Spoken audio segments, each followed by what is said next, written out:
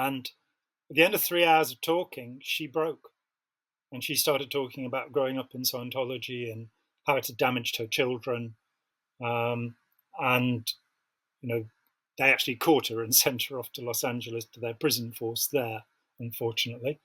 But she said that she had 5 agents. 4 of them were reporting to her. 1 was in training.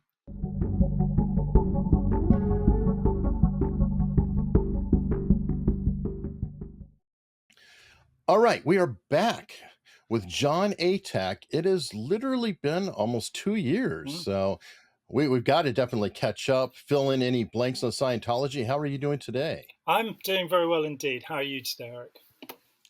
I'm doing fine, and I was just thinking about it earlier when I was preparing for the interview. You left Scientology in what, 1983? That's right, yeah. So without giving away your age, I'm guessing that most of your life has been outside of Scientology versus inside of Scientology. Yeah, it'll be 40 years this October since I left. So, yeah, and when you say, and if we go my adult life, I was in Scientology from age 19 to age 29. So I had 9 years in it, and I've had 40 years out. And okay, and I'm asking you this because I'm curious. You've been out so long that does it still have any kind of effect on you or PTSD? For example, I've had Doug Kramer on, and he talked about, I think it took him like 10 years of psychotherapy to feel comfortable to even deal with it. I was curious, at what point, I mean, do you feel any effects or no? No. Okay. There are different experiences. Firstly, that I was what's called a public Scientologist, and because I was a writer, artist, musician, I was treated as a celebrity. So I had kid glove treatment at all times, never abused or humiliated. I may be the only person that's true of regarding Scientology. And so I had an easy experience of it. And then when you talk with, say, my dear friend Mike Grinder, he had what a horrific life he had as a consequence of, Ron Hubbard. So the first part is that I came out and I didn't feel particularly scathed. And I didn't understand why nobody else was willing to stand up and talk about them. And then within a few weeks, I did understand. And I hadn't known that there was this kind of intelligence agency that ran harassment. So that was very strange. So the trauma all came afterwards for me, being harassed for 16 years solid. Sued. What are some examples? Can you describe what was actually done? And sure, yeah. My house, and this is, I'm confident to say that the Scientologists did this.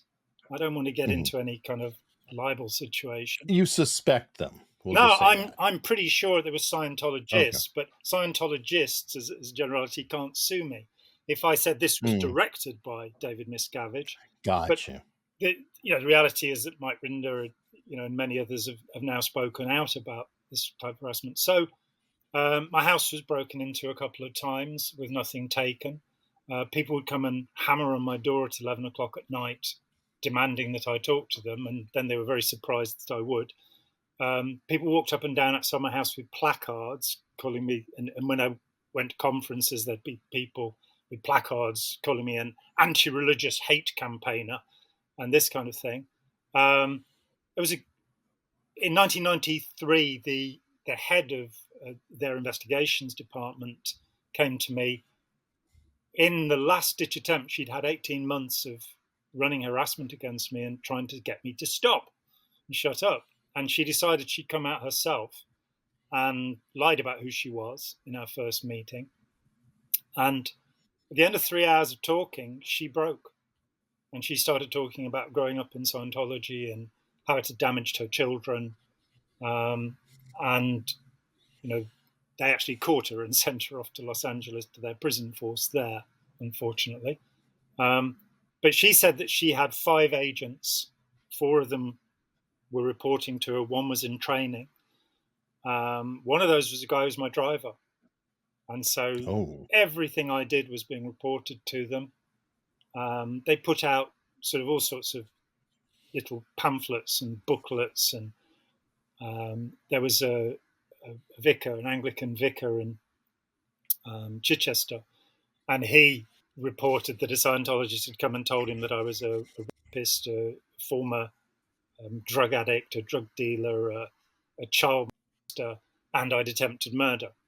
But apart from that, I was a thoroughly nice guy. None of these is true.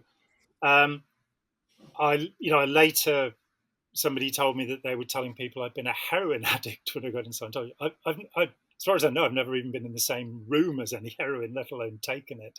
So, absurd falsehoods are spread around. Then there was a tour where their private detective, Gene Ingram, who was a disgraced LA cop, and being disgraced in the LAPD can be quite hard. You can do some quite nasty things in there. But he was thrown out. Chief Gates was very public about what a horrible person he was. He traveled all around the world interviewing people I'd known from childhood upwards. And they have this thing they call noisy investigation. And there's a little policy about it, published by Hubbard, written by a woman called Kathy. I can't remember her name, actually. It escapes me at the moment. But not written by him. He'd had somebody else write it and put it out. And what you do is you ring people up and you say, I'm gathering information about such and such's criminal background. I see. I've already picked up some really fascinating information. And they ring you. This sounds like push polling. Yeah, tell me about that. Push polling is when people would call and say, I understand that you're voting for, we'll say John McCain, because I know what happened to him. I understand you're voting for John McCain. And people will be like, oh, yes. And then be like, so it doesn't bother you at all, or you're completely supportive of his mixed race children. As an example. So it would be like the political group would call to talk to whomever, or they just say, so how do you feel about such and such? And then they just smear them with a question. Yeah, exactly. So exactly. Well, this is a technology developed by Scientology, and I'm sure they'll sue anybody else for using it, because they used to have the patents on it. So this guy, Gene Ingram, he traveled to Australia to interview a teenage girlfriend of mine. He came from a parent's house, and my dad was terminally ill at the time, and he accosted him on the doorstep, and he had tomato plants in the conservatory, and Ingram had already walked around the house and said, oh, you're growing cannabis. So my 75-year-old dad was like, I don't know what you're talking about. And they gathered up what they got from there. They'd summon me into legal depositions. They'd sue me. I was sued in New York. I was sued here in England. Did they win? Yeah, absolutely. Nothing. Well, not in New York. We lost the initial case. I have the rare privilege of being there are only two people who've had their books banned since the founding of the United States, because of the freedom of speech. I'm one of them. The other was Victor Marchetti for his book on the CIA, and the idea was that there might be some security issues there. But a judge actually injuncted my book from publication.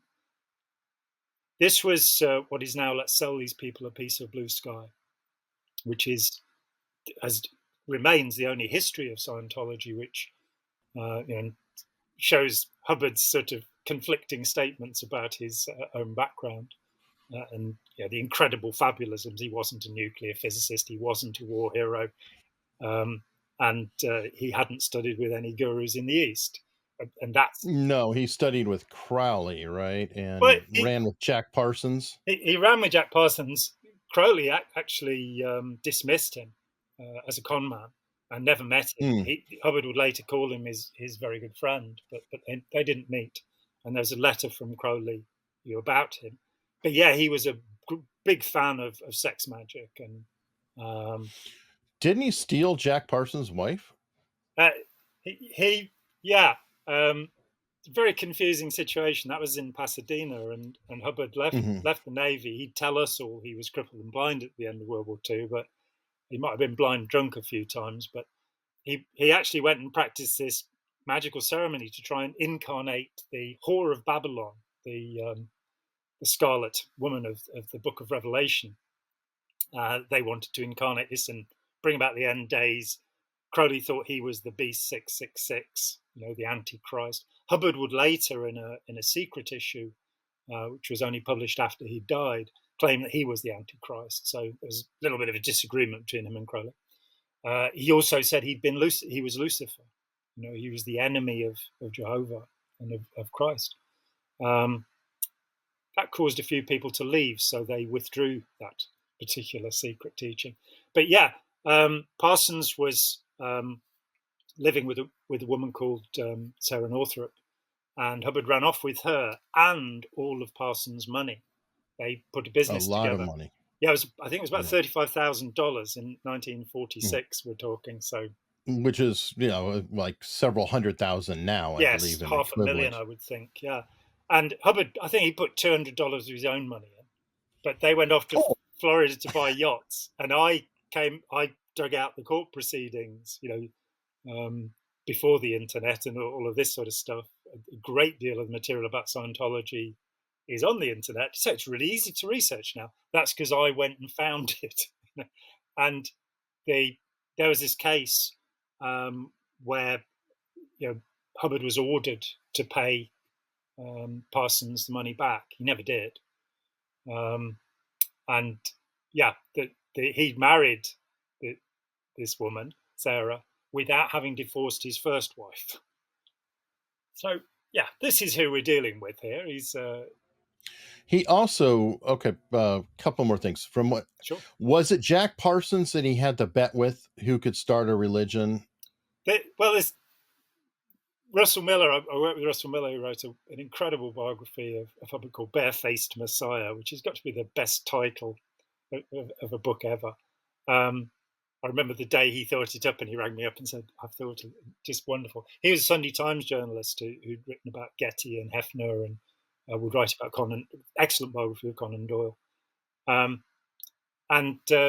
So digging around in this, we between us found 4 people that Hubbard had said the best way to make $1 million is to start a religion. And so, yeah, that's where that comes from. Scientology denies this, saying George Orwell said this. You're going, oh, so of course you can't actually repeat something that somebody else has previously said. That's not really rational. Well, and it seems like Jack Parsons kind of had his own thing going with the sex magic and the routine. So they're interesting contemporaries. That's why I wanted to Yeah, and bring that up. the ceremony is published. And of course, Jack Parsons was the Jet Propulsion Laboratories. He was the developer Genius. of solid rocket fuel. There would be no moon landings if somebody hadn't come up with that. So yeah, he was an incredible chemical genius and lunatic. And they did a ceremony called the Babylon Working. This attempt to bring hell to earth, basically. And the ceremony was basically they listened to, I think it's Rachmaninoff, The Isle of the Dead, and Hubbard intoned, and you've got the whole script, everything was said, while Jack Parsons masturbated. So I was told off for calling this a homosexual ritual, but it seems a little bit gay to me, Well, and okay, that does lead into some other contradictions that seem to be about, like, from what I understand, Scientology is very much against any kind of pharmaceutical medication, but L. Ron Hubbard, by much reporting, was popping piles of pills at the end of his life. Would that be a fair statement? Yeah, fair statement. I mean, also at the beginning of his life, he was, in 1950, when he launched his subject, originally called Dianetics, until he sold the name and had to find a new one. He talks about using amphetamines. He's very enthusiastic about it. There are a number of lectures in the book Dianetics, the mental science of modern health. Forgive me. He says, take amphetamines. he, in a lecture I found, they tape recorded, there are transcripts of them. In a lecture I found, he talked about making himself a guinea pig on an experiment to come off phenobarbital, barbiturate drug.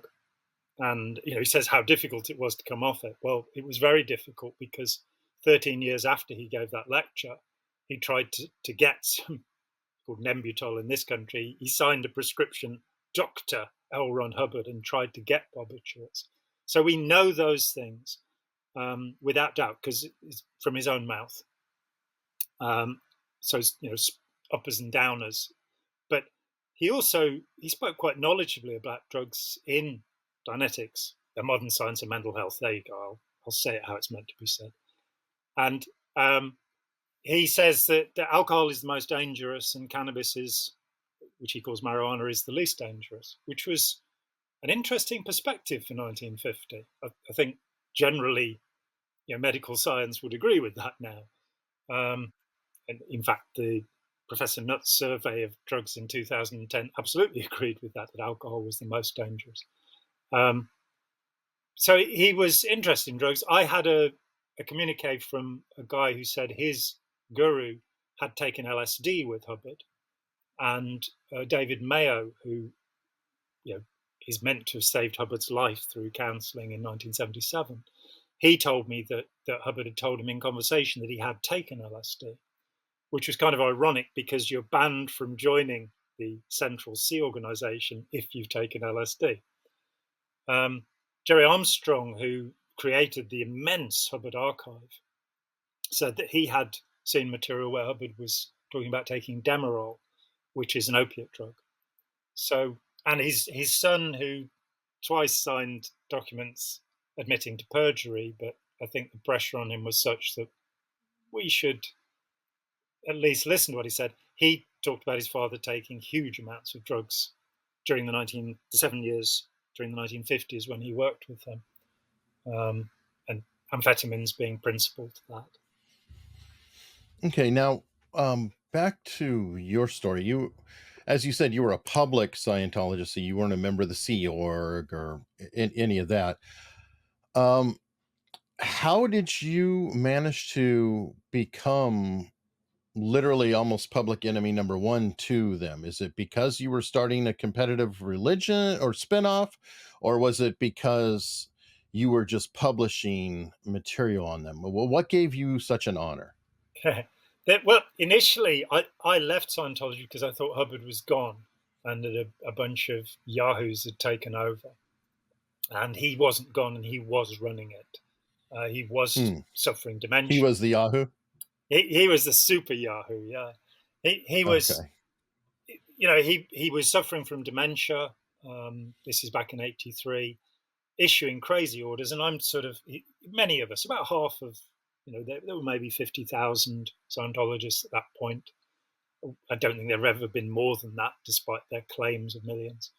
And about half of us left, partly because members of his Guardian's office staff were sent to prison for, their kidnapping, false imprisonment, bugging, burglary, theft of government documents, forgery of government credentials. 11 of them went to prison, including his wife, Mary Sue. That happened in the US. There was a parallel action in Canada where there were convictions. So a lot of people left because of that, because they found they'd been part of a scurrilous intelligence agency. And some people, like me, left. And I wanted to be out of the mother cult for that reason. But I really believed in Scientology. I had 9 years of thinking it really was salvation for humanity. And so I left for that reason, and accidentally found myself at the middle of what would come to be known as the independent movement, the free zone, some people call it. And I, within about 3 months, was just completely disillusioned. And I'd made such a connection with people that were giving, Scientology for much lower prices and much more efficiently than the mother cult, that I ended up defending them. So, when a little group of them went and stole the upper level materials, the secret materials. They just walked into the Copenhagen organization wearing these sailor suits and all got up, said they were a mission from on high, and were given all of this material. Nobody checked who they were, and they walked away with it. And I spent 10 years working on the case defending those people, who in the end didn't pay me. But Oh, that's another. great. Did you make it to the highest levels, or Yeah, where were you? yeah. I made it to. There are now 28 levels.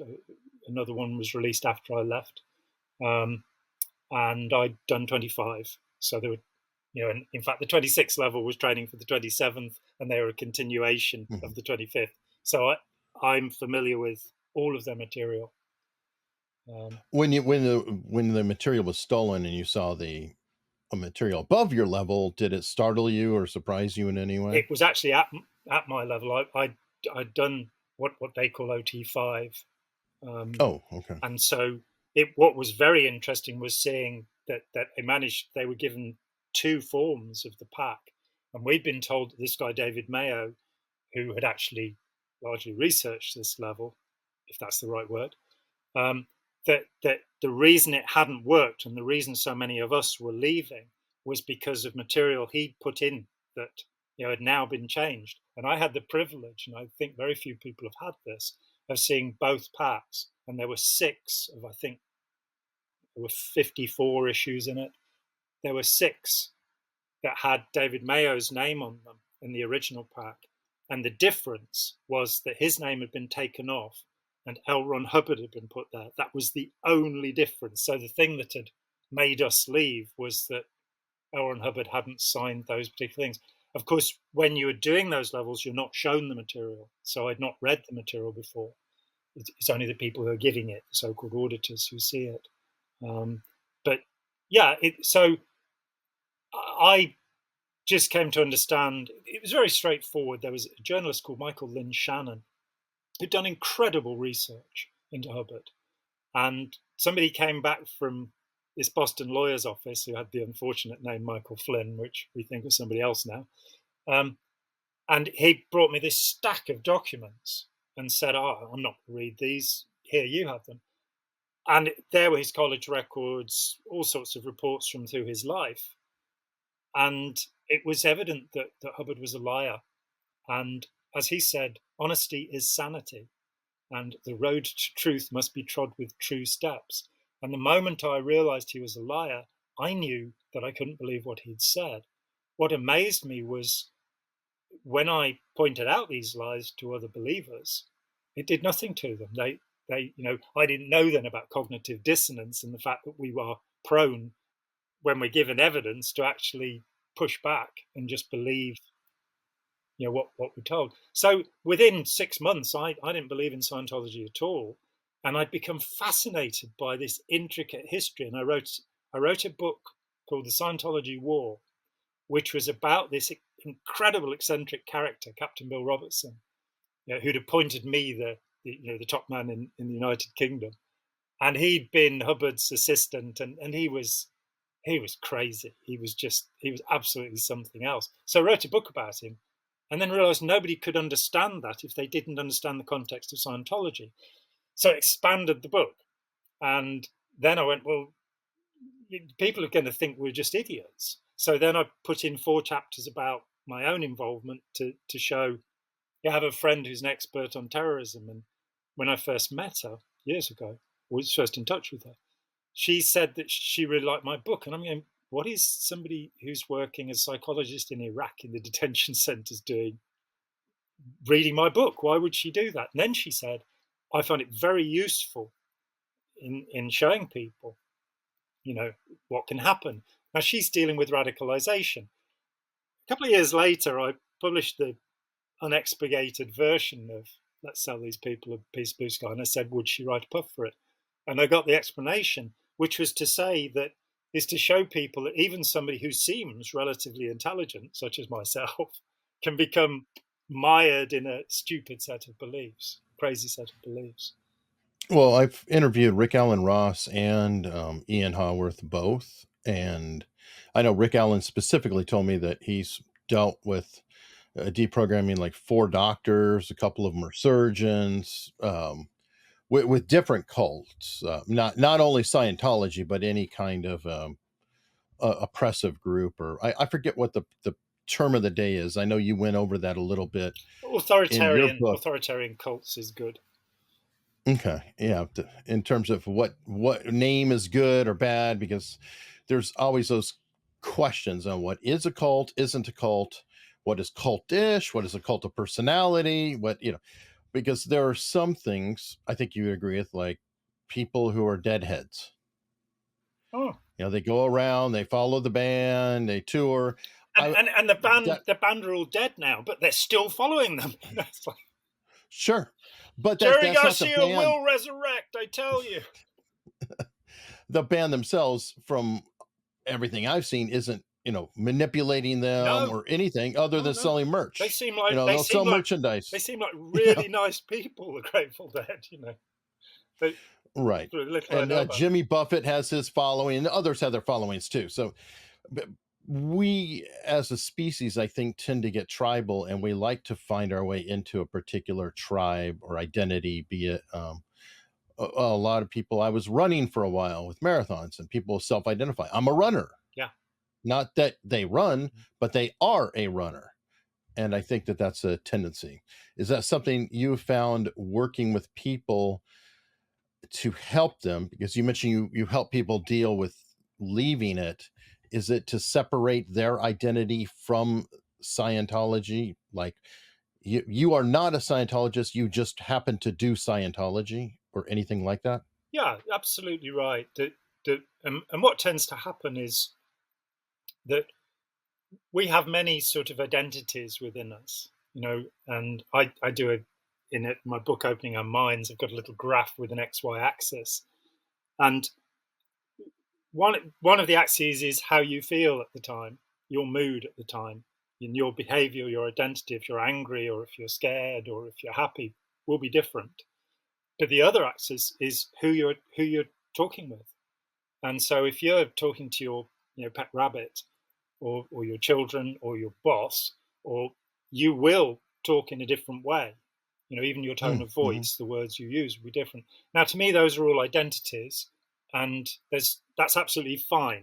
They're not dissociated from one another. You're aware the next day that you shouldn't have shouted at somebody or what have you. So it's not part of this so-called dissociative identity disorder, which I have a certain skepticism about.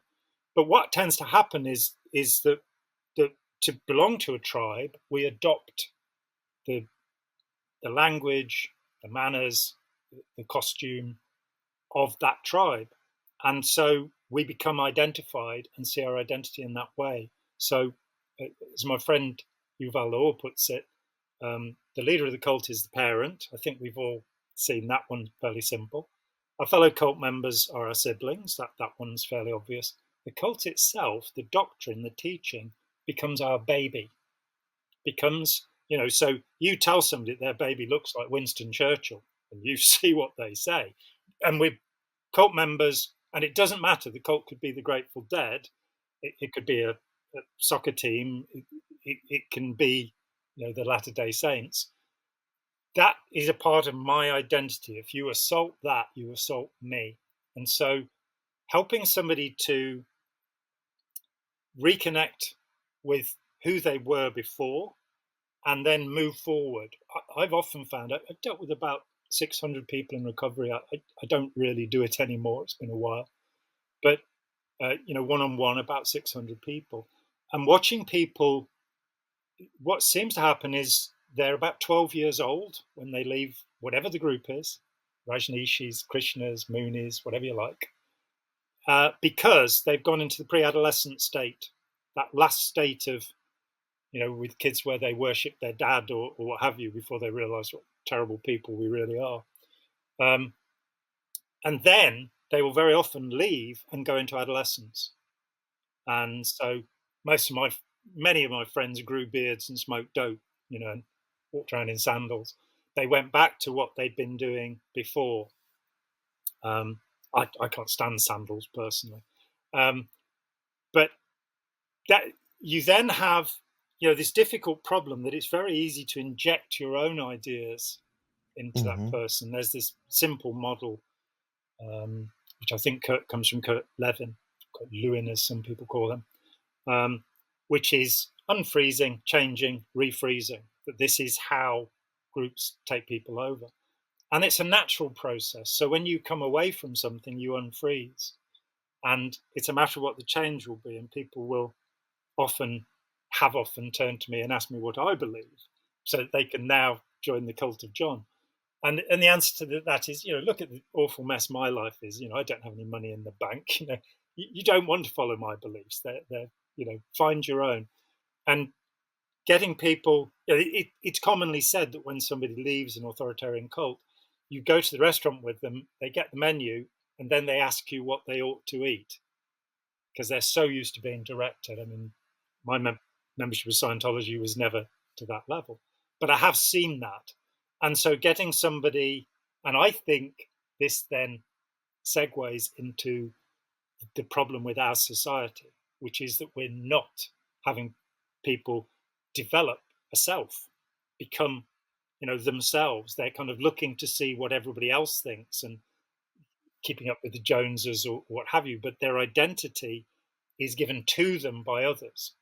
What we might call narcissism. I think it's a bad word, and I think many people have commented on this. Schopenhauer, the philosopher in the 19th century, said about 60% of people don't become people. Eric Fromm reiterated that in his Escape from Freedom in 1941. He said the Nazis came around because about 60% of people have a pseudo self. When Stanley Milgram did his experiments in the early 60s at Yale, 62.5% of people were willing to press the extremely dangerous voltage button on somebody.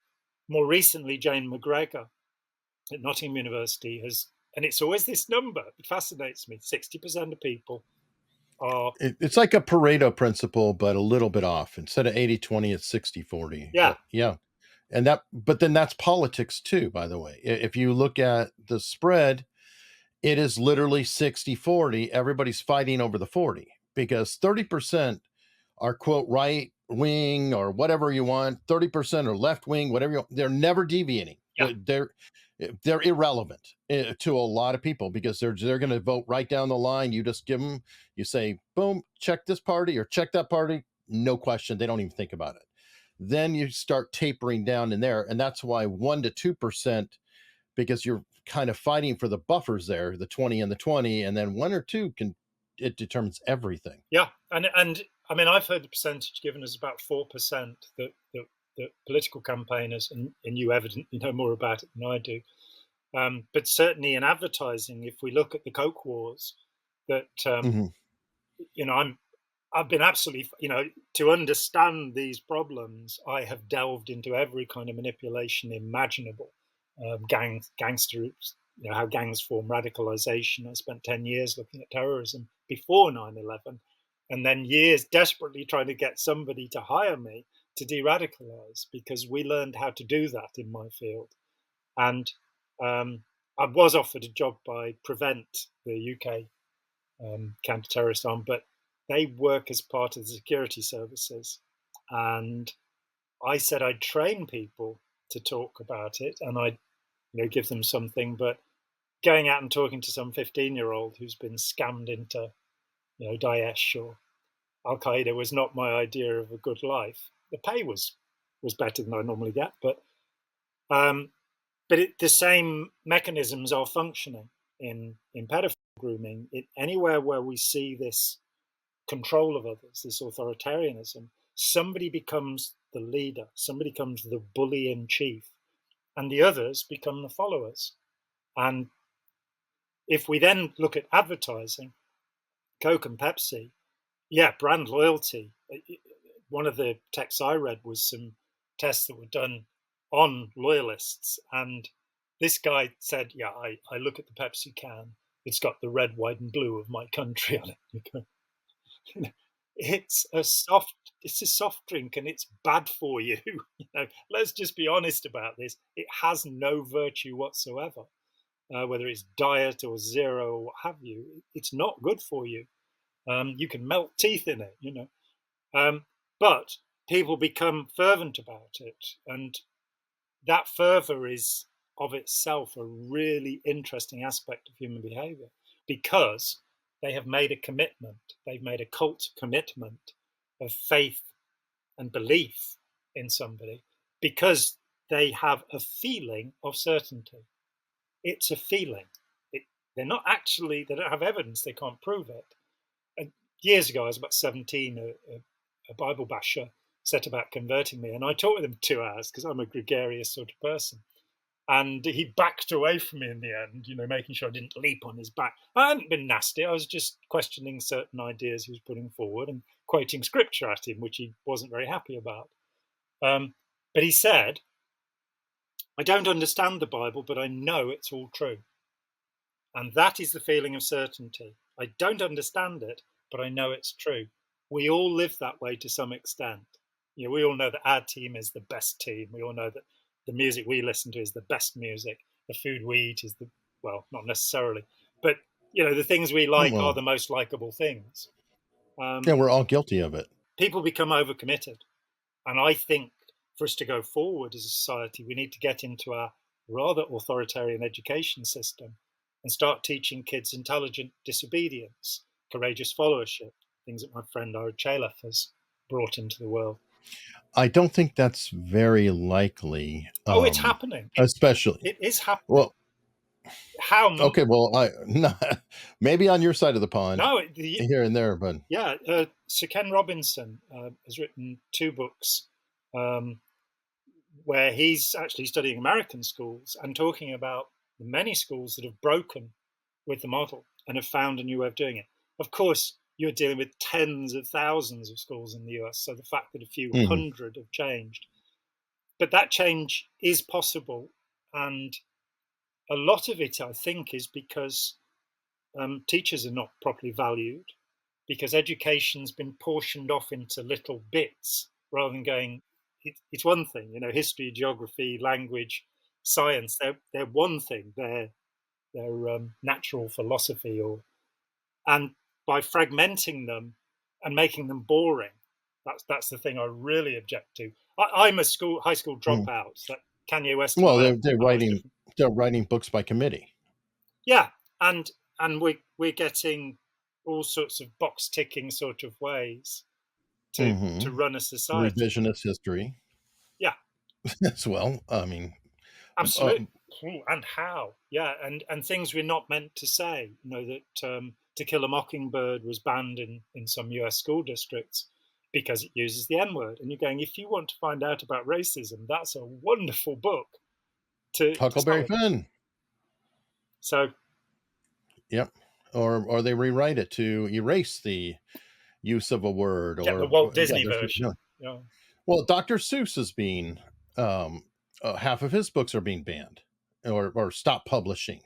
So it is a giant mess. But to go on to wrap things up, I'm going to ask the most open-ended, terrible question to wrap things up. But if you have somebody in your family who you feel may be subjected to a coercive cult, or a friend, because of cognitive dissonance and things like that, how would you recommend approaching them? What would be a good first step to, not push them away, but to hopefully bring them in and maybe help them see more of what's going on? I think you maintain the best possible relationship with a person.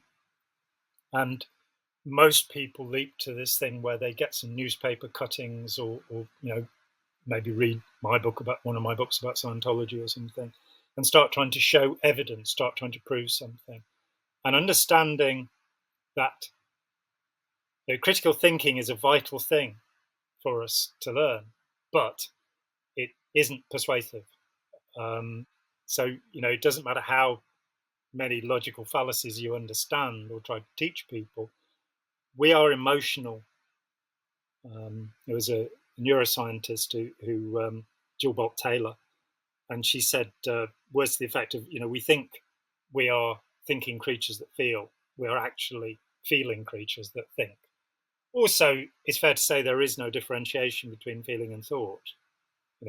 It's an abstract and erroneous, because we feel. We decide then justify. Yeah, exactly. So we first of all feel, and then, as you say,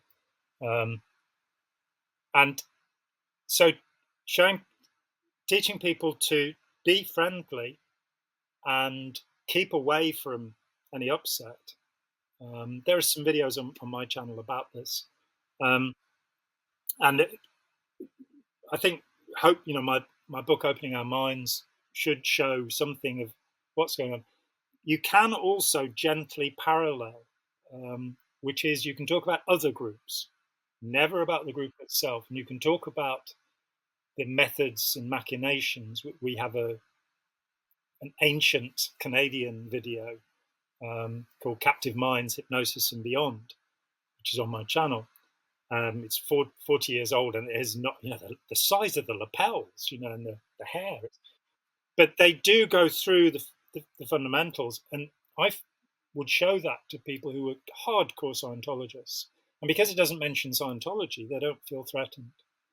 So, and then understanding that they need to talk about it, get them to talk about it. So I used to have this little set of questions, which is, what did you expect from the group when you first joined it?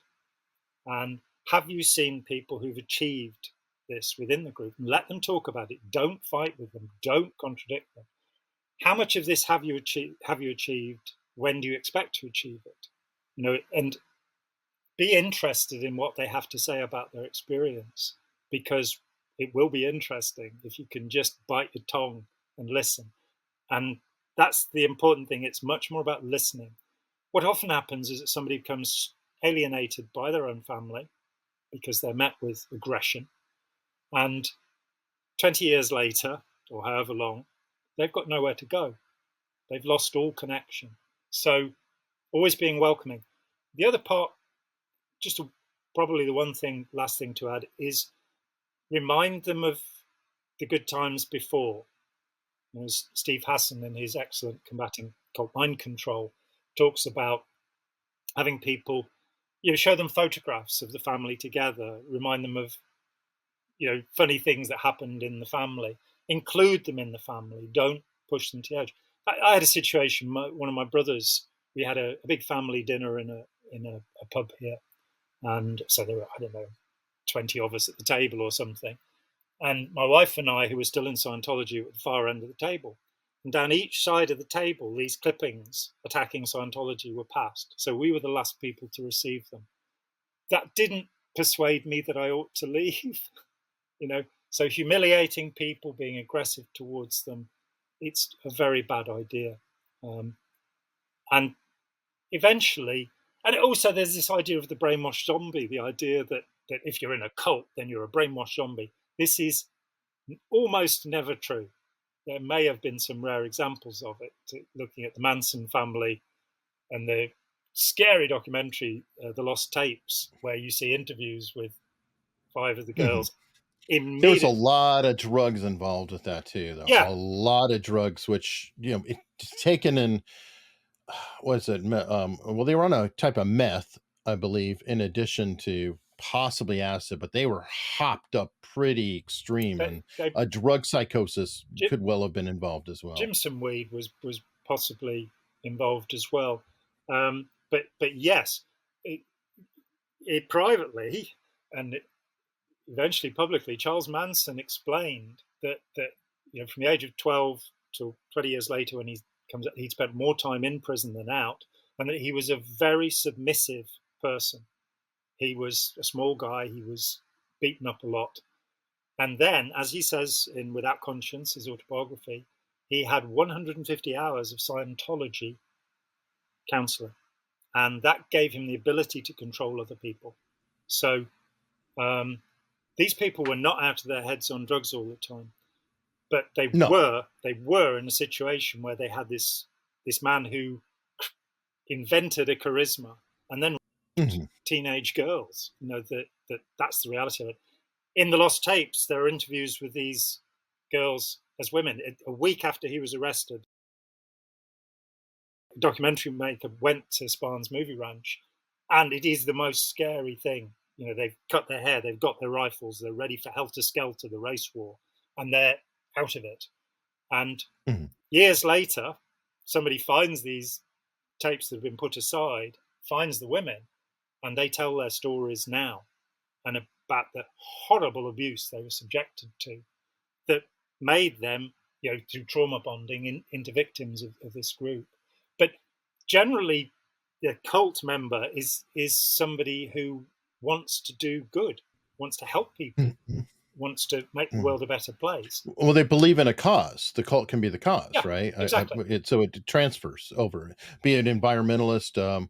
You're talking about different people. Ted Kaczynski wrote the basic template in ecoterrorism.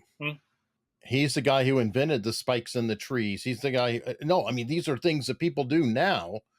And it was the Unabomber who wrote these treaties on how to do a lot of the stuff. Who had been through the CIA mind control program. MK Ultra, which, by the way, Charles Manson has been tied to with Dr. Jolly West, who you quote in your book. In what way with Jolly? Jolly was working in San Francisco at the time, and with another doctor, I forgot who it was, but Charles Manson was a regular in and out of there, getting acid along with Susan Atkins. Read the book Chaos by Tom O'Neill. I've had him on. Yeah, I'm interested in that. Eye-opening. I knew Jolly, and I've heard all sorts of stories. Sorry, what's the author's name? Tom O'Neill. The book is called Chaos, and I've interviewed Tom O'Neill on my channel if you just wanted to watch an interview where we go over and talk about quite a bit of it. But yeah, that is very interesting. Yeah, I knew Jolly. We met probably about 4 times, but we spent 5 or 6 hours together each time. And when I first met him, his assistant said he keeps 2 books on his desk. This was when he was head of biobehavior and neuropsychiatry at UCLA Med School. He keeps 2 books on his desk: the Bible and A Piece of Blue Sky. He was a serious opponent of. I talked with Alan Shefflin, who of course co-wrote The Mind Manipulators, one of the first books about MK Ultra, and he was absolutely, and he's a good friend of mine, but he's determined that Jolly was involved in some way with CIA programs and this, that, and the other. And I said, there's a lot there. I mean, he reported to Gottlieb. There's letters between him and Gottlieb. Gottlieb was the poisoner in chief of the CIA. Yeah. He got the funding through the school. Anyway, I'm going to there. Sort of say that yes, Jolly worked for the U.S. Air Force. Yes, he was their go-to guy on anything psychic. One of the things I was told was, he was involved in what happened at Waco. Yeah. And I don't know if that, I wouldn't say that. Well, I haven't seen that. Exactly. Okay. Well, I had lunch with him in LA while Waco was going on. And it is true. He was ringing up the FBI and the ATF and desperately telling them that they were doing the wrong thing. So who knows? With Alan, who'd been through so many documents that were to do with MK Naomi, MK Ultra, what have you, the only thing he saw was that Jolly's name was on a list. But I'll look further into that. It's interesting. What is his name again? Alan whom? Shefflin. He was a professor. He's an emeritus professor of law and a counselor. But he and Upton and Shefflin wrote The Mind Manipulators. That and Boat. I would love to talk to him sometime. In '78, they were the first 2 books exposing. Well, Alan's not really chatting anymore. He's not very well. But sorry to hear that. Very good man. But so it's such a difficult area, isn't it? Because understanding how deeply somebody was involved and what they did. So I'm fascinated by that, and I'll look at it. Thank you. Yeah, well, and I did an episode on him with my show partner, with a lot of the history, and some people have reached out to, like, there were some interesting ties with him. Yeah, very interesting. Absolutely. So, and he could have changed because he did. Oddly enough, Sidney Gottlieb was like the biggest hippie on the planet. Yeah, I'm not kidding. yeah. Like he lived in a house that was all nature with no electricity, what have you. His goal was to, he had like goats and farm. He literally was of that Mhm. mindset. Meanwhile, he's the guy who came up with every means to try to poison and kill Castro. Yeah. So there's some really weird contradictions with these people. The MK Ultra, Operation Paperclip, these are all factual things that did happen. Yeah, They're not absolutely. Yeah, paperclip conspiracy. is the idea that the Belarusian SS were being imported into the US so that they could run sabotage missions into the USSR. Not enough has been said about that, because again, Mhm. the cult view polarizes us. So to be able to look at the dirty tricks played by the US on the USSR, no, we're Mhm. all kind of anti-Russia, and at the moment that's very easy to be with the awful things that Putin is doing. But um, in our world, in the counter cult world, Mm. a friend of mine has been thrown out of one of the European counter cult groups because he's Russian. And so the identification becomes so extreme that it's like you, Ban them from the Olympics and on and on. And yeah, the banning because of the doping's fine, absolutely, but banning an athlete just because they belong to the wrong country, it's like there's a lot of suppressed people in the Middle East, etc. Are you going to ban them? Are you going to, sorry, you're a North Korean, you cannot compete, you cannot be exposed to other people in the world? That doesn't seem right, in my opinion, I agree. to The ban way people. that Paul Simon was attacked for Graceland because he'd violated the musicians' union rule and he'd worked with South African musicians. I'm pretty sure that the South African musicians who gained an international reputation and became wealthy as a Hmm. consequence of making that remarkable piece of music, and it had something to do with bringing apartheid down by showing, this is a ridiculous division that's happening here. So, yeah, and nationalism, the idea that you belong to that country rather than, as Charlie Chaplin and others have said, that they were patriots for the whole world Hmm. and for the human race. Division. All right. Well, I have one more question, Yep. and yeah, you might have been asked this one before, but what is the one question I should have asked you, but I neglected to? I don't think you did. What I know about is authoritarianism, uh, how it works, um, how to undo it, probably, because I've dedicated my whole adult life, getting into Scientology was an attempt to try and understand this. And so we could have gone there a little more, but I think you've done a pretty good job, actually, all in all.